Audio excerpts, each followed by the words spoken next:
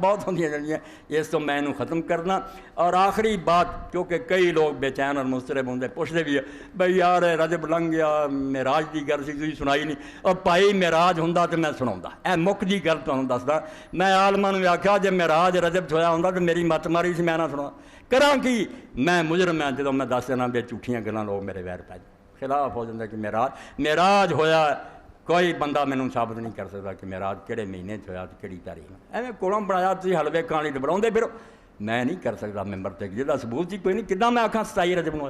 جدوں کہ تہاڈا مجدد میعاد تاسع جنہوں آندے کہ 90 باری بخاری جاگدے حضور کو پڑھی سیوطی، اینی مدت بعد بھی آندا کہ 17 رمضان نوں ہویا، اس تو نہ 17 رمضان نہ ربیع الاول نہ کوئی رجب، میں جھوٹیاں گلاں دا کداں بیان کراں۔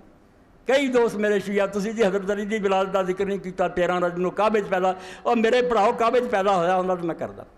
میں کی کراں؟ میں جو حق بیان کرنا کسے فرقے نوں نہیں، یہ آپ اپنیاں مناونا چاہتے، میں نہیں کر سکتا بھائی۔ حضرت علی دا کعبے وچ پیدا ہونا کوئی نہیں، پاویں شاہ ولی اللہ لکھے پاویں کوئی ثابت، سب ایویں بنوٹی گلاں، کعبے وچ اکو پیدا،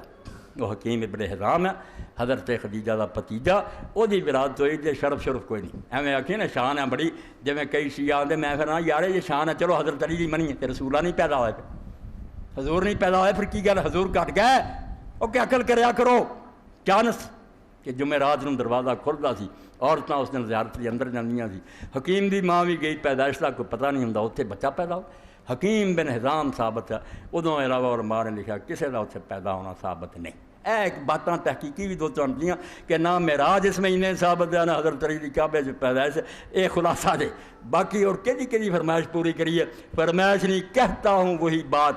سمجھتا ہوں جسے حق، نے ابل ہے مسجد ہونا تہذیب کا فرض،